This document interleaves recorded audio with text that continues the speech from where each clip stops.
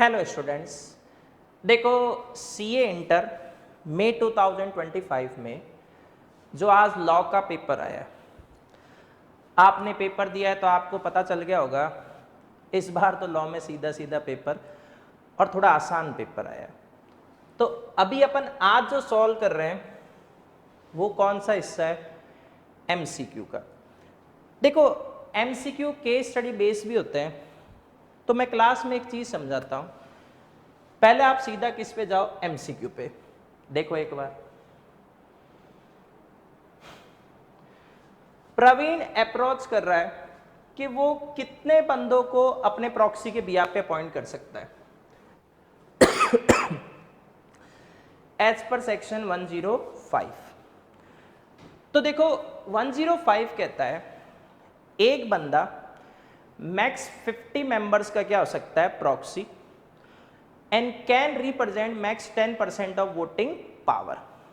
ठीक है, तो अब अपने को ये ऑप्शन ढूंढना है। ये जिस भी बच्चे का पेपर है, देखो उसने ये तो सही टिक मार किया है, तो फर्स्ट का आंसर आपका क्या हो गया? सी। ठीक है, दूसरा, Mr. Rajan, a member of the company entitled to vote at a meeting of the company shall be entitled to inspect the proxy lodged provided he has given।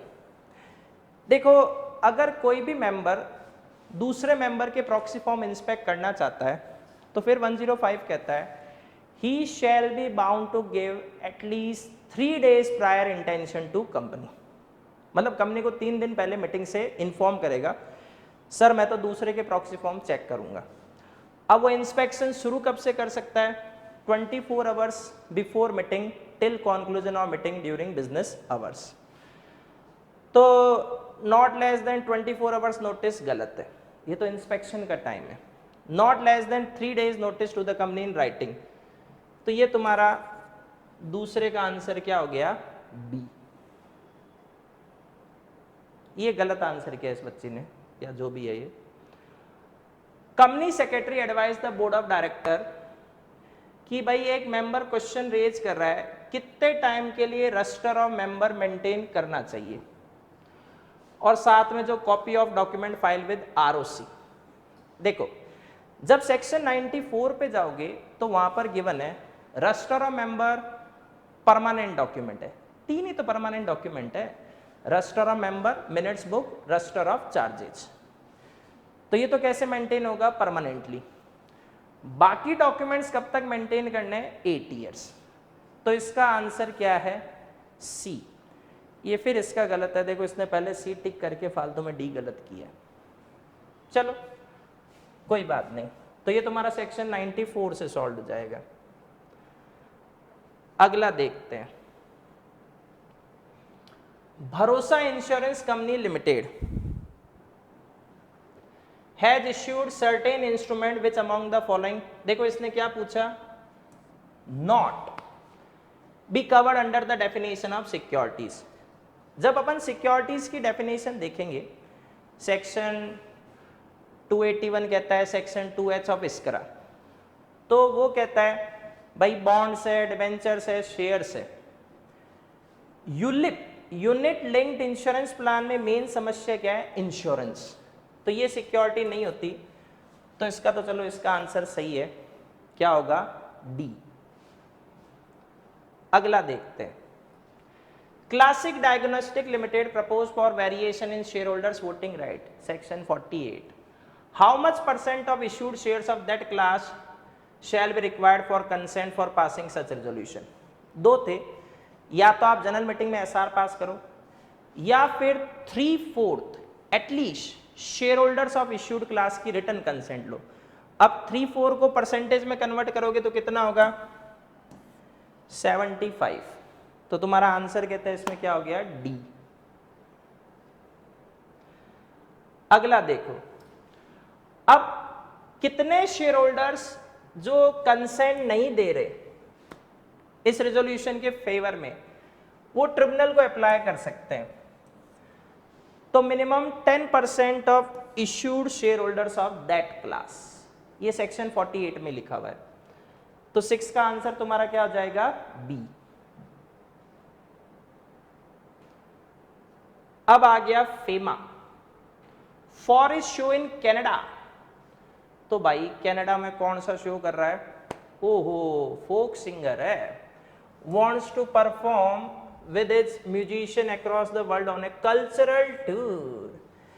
जब तुम करंट अकाउंट ट्रांजैक्शन की FEMA regulation में जाओगे 2000 में, तो उसमें सीधा लिखा हुआ है कल्चरल टूर के लिए किसकी अप्रूवल लगेगी? Ministry of HRD, human resource development, development. तो इसका आंसर क्या हो गया? डी।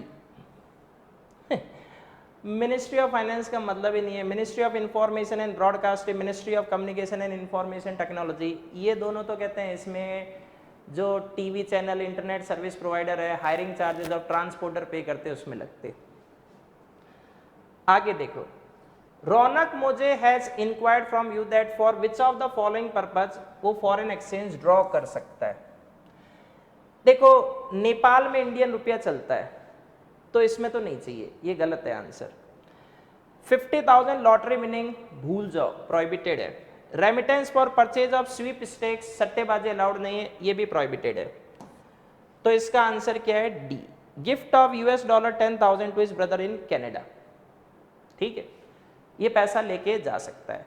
मतलब वही फेमा करंट अकाउंट रेगुलेशन में आप जाओगे तो शेड्यूल 3 में फर्स्ट पार्ट है फैसिलिटीज फॉर इंडिविजुअल।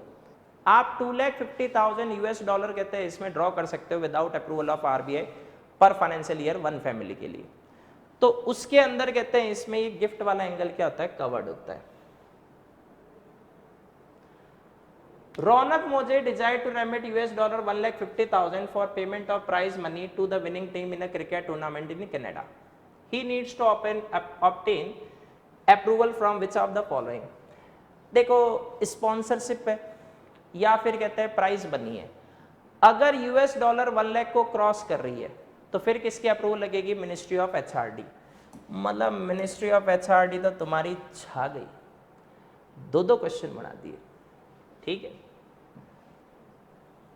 वो $1 लाख को क्या कर गया? क्रॉस। अब आ गई LLP, हमेशा लॉटरी। LLP फेमा MCQ में सबसे आसान क्वेश्चन होता है इंक्लूडिंग GC। ये कह रहा है भाई LLP एक्ट में रेजिडेंट इन इंडिया का मतलब किससे है? जो person stayed in India for a period of 120 days. अब मेन वर्ड क्या था? During the financial year. तो आंसर क्या है? ए। DP बनने के लिए क्या रिक्वायरमेंट कहते हैं इसमें फुलफिल करनी है? देखो, इसकी थोड़ी सी थ्योरी देखते हैं, छोटा सा बेचारा क्वेश्चन है। Rohit and Anushka were also titled as DP। Okay, Rohit and Anushka after passing of CA examination LLP बना रहे हैं।